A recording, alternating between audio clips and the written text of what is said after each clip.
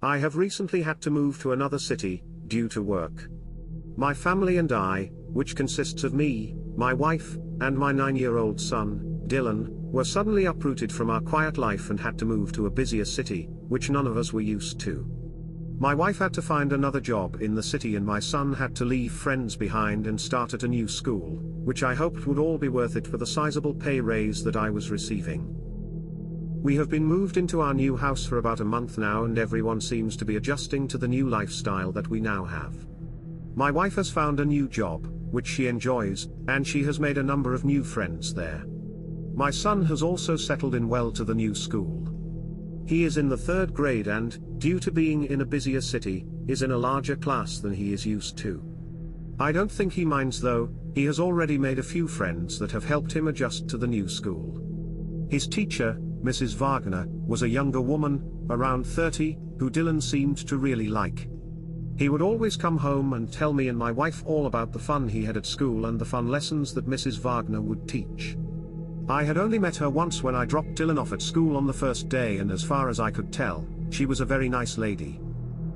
Every night, Dylan would come home with different homework that he would have to complete before school the next day. I'm not a massive fan of homework, but it seemed like the homework that Mrs. Wagner always set was quite simple tasks that could easily be completed in a night. One night, Dylan had to ask a parent to find out what their parents did for work and ask 3 questions about their job, and another night he had to research their favorite animal and find out 3 interesting things about it. It was always simple tasks like that, or it was simple worksheets that Dylan could complete in half an hour or so. Every night, I would ask Dylan what his homework was for that night and then I would help him with it if he needed help. That's when I noticed the homework becoming a little bit strange. One night, in Dylan's 3rd week of being in the new class, he came home, looking upset. I asked him, when he entered the kitchen, what was wrong, and he told me that everything was okay.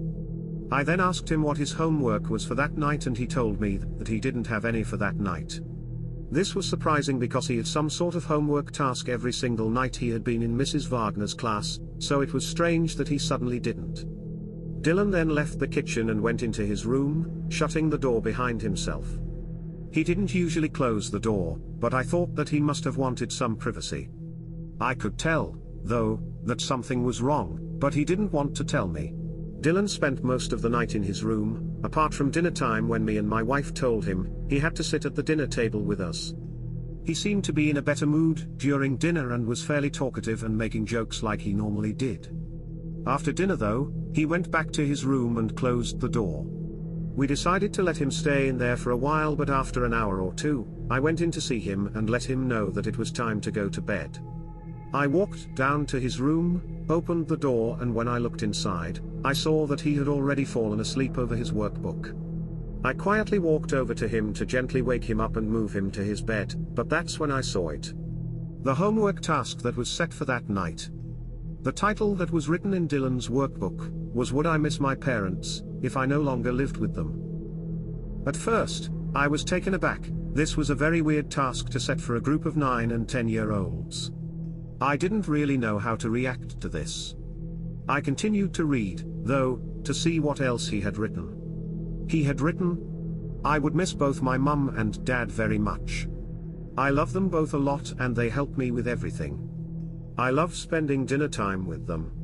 But I would probably love someone else as much as them if I had to, like you were saying today, Mrs. Wagner." When I read the final sentence, I felt chills down my spine. I would probably love someone else as much as them if I had to. The words struck me like a brick to the face. What had Mrs. Wagner been telling my son? What was the purpose of telling him these things? I decided, probably stupidly, not to tell my wife about what I had found. She would worry, and she probably had a right to worry, but I didn't want to concern her. I decided that I would instead confront Mrs. Wagner tomorrow and ask her about this strange homework task. The next day, I took Dylan to school like I normally do, except this time I got out and walked up to the classroom with him. I saw Mrs. Wagner, alone in the classroom, as I entered the room and she greeted me with a smile. "Hey, how are you?" she said as I entered the classroom. "How is Dylan settling in?" I answered that he was settling in well, but I did have one or two concerns. She asked what they were, and so I explained. I was just curious about the homework you set yesterday. The one about how much they would miss their parents. I am just concerned because it is a very strange and confronting thing to ask a group of third graders. I also noticed that Dylan wrote that he might have to love someone else if he had to, like you told him. I would really like you to explain that. I asked her, quite bluntly.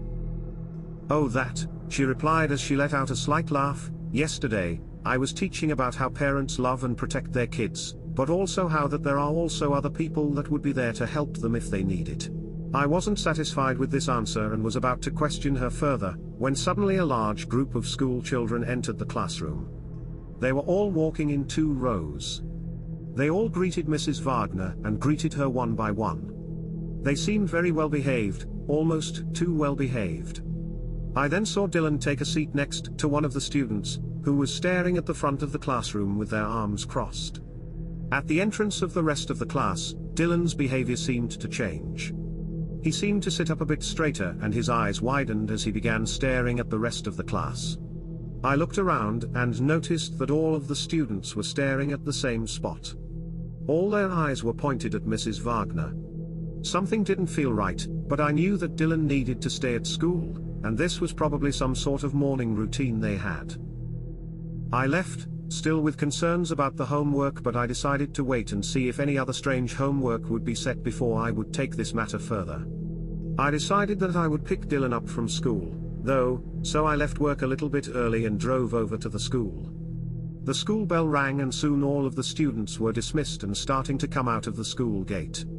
Most of the kids came running and screaming out of the gate, apart from Mrs. Wagner's class. They all walked out in a line, walking in time. This disturbed me. I had never seen a group of students so well behaved, especially even after the school bell had rung. Dylan walked over to the car and hopped in. He didn't say anything and sat in his seat, staring straight forward. I asked him if he was okay, and he just replied with the word yes. I drove him home, in silence, and when we got home and inside, Dylan went straight to his room and closed the door. I knew something was definitely wrong, but I didn't know what. I decided to leave him alone until my wife got home and I would tell her everything that had been going on. She got home about half an hour later and I sat her down and explained everything that had been going on. She sat and listened and started to look more and more worried with every word I said. Maybe I should go and talk to him, he might like that, she said once I had finished explaining everything. I agreed, and so she went into his room and I waited out in the lounge room for them to finish talking to each other. 15 minutes later, Dylan walked out of his room and into the lounge room. He was holding a small workbook and he said, "Can you help me with my homework, Dad?" "Of course, come and show me what you need help with," I replied. He held out the notebook and I took it out of his hands and read the homework task for tonight. Written on the top line of the page was one task. Research the best way to inject your parents with an anesthetic. I barely finished reading the sentence when I felt the sharp pain in my neck, and I looked down and saw the needle sticking out of the side of my neck. Dylan was holding the other end of the needle, a blank stare on his face. Everything started to go black and the last thing I remember seeing is Dylan staring down at me, as I lay on the floor. I don't know how long I was out, but I was awoken by my wife screaming and crying. I woke up, startled, as she continued to scream. "He's gone. Dylan's gone," she kept screaming. I looked up at her and the first thing I saw was the small pinprick that was on the side of her neck. She had been injected too. I didn't know what to do, but I knew I had to find my son. I tried my best to get up, but I think the drug hadn't properly worn off yet because I still couldn't move properly. I could move my arms, so I managed to get my phone out of my pocket and dial the police. I explained to them what had happened, and they said that they would send officers out and would begin looking for Dylan. I then noticed that it was already 9 in the morning, and so I decided to ring the school and see if Dylan had gone there. I dialed and a lady answered the phone. I asked if she had seen Dylan from Mrs. Wagner's class. "No, I am very sorry, but we haven't seen him today. In fact, We haven't seen anyone from Mrs. Wagner's class today, they are all absent. Which is very odd because Mrs. Wagner hasn't shown up for work either today, the lady on the phone said. I hung up and sat in silence for a moment. My wife had heard what the lady said, so she also just sat there in total silence. That was all 3 weeks ago and Dylan is still missing, along with Mrs. Wagner and the rest of his classmates. All the parents of the kids in Dylan's class have the same story. They were injected with something by their own children and when they woke up, their child was gone. No one knows where they went, but we all had the same questions. Were they all together? Was Mrs. Wagner with them? Was this all planned? Why were all the students acting so strange in the day leading up to this? Were they hypnotized or drugged? Or maybe something even more sinister was happening. I want to extend a massive thank you to all our listeners for being part of our exciting episode. Your support is what makes this podcast possible, and we are thrilled to have you with us on this journey. If you enjoyed our adventure into the unknown today, please share this podcast with your fellow thrill seekers. Stay tuned for our next episode where we'll dive into another captivating story full of mysteries and spine-tingling chills. Remember to subscribe so you don't miss out on any upcoming stories. Until next time, keep your eyes open, your hearts brave, and your lights on. After all, you never know what's lurking in the shadows. This is your host, signing off. Stay safe and keep exploring the unexplored.